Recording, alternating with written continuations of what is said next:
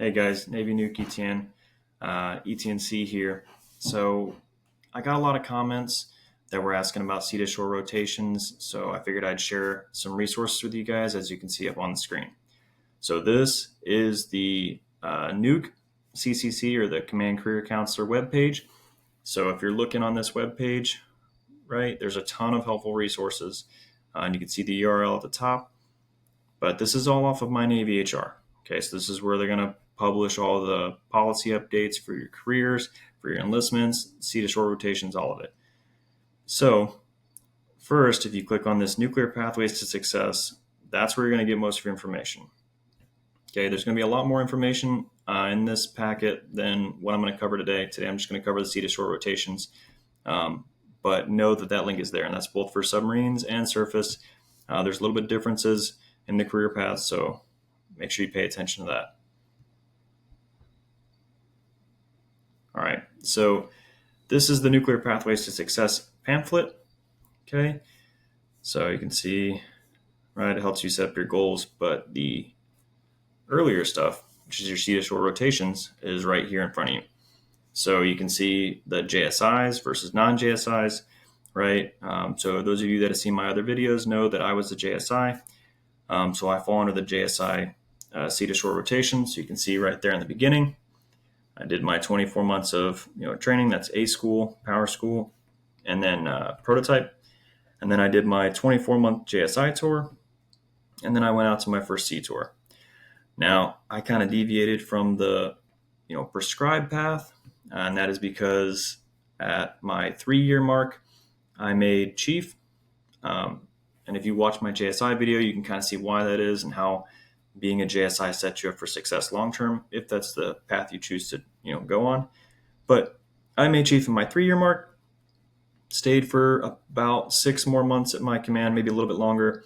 So I did ultimately about 3.5 years at my first command, and then I transferred as a chief to my next command, which is the command I'm at right now, and I'm doing my chief tour. I'm actually I only got a 2-year chief tour, so I'm going to transfer next year, early in the spring, actually. So my sea to shore rotations don't exactly follow this, right? These green lines are your sea gates, okay? Big Navy cares particularly about these sea gates. And the goal here is that you're on your second sea tour or transferring to your second sea tour by that sea gate, okay?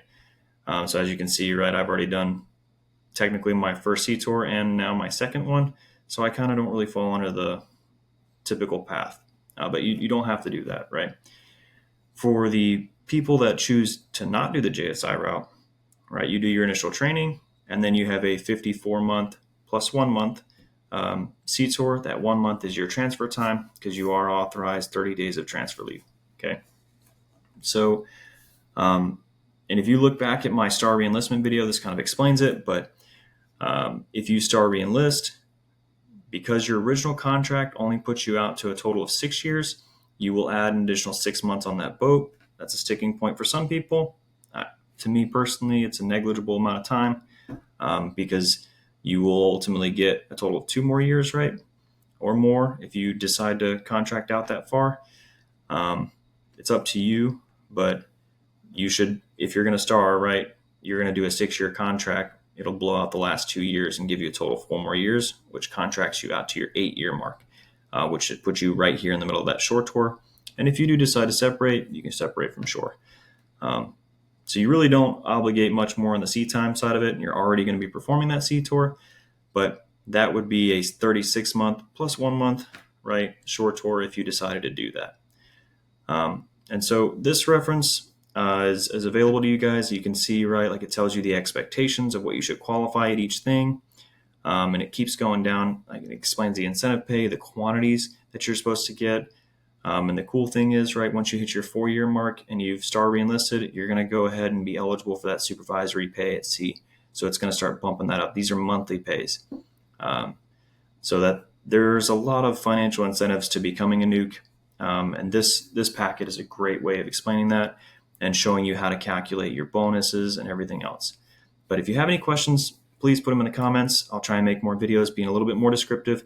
This was specifically to address some of the comments I got, though, and hopefully this is helpful. So thank you for your time.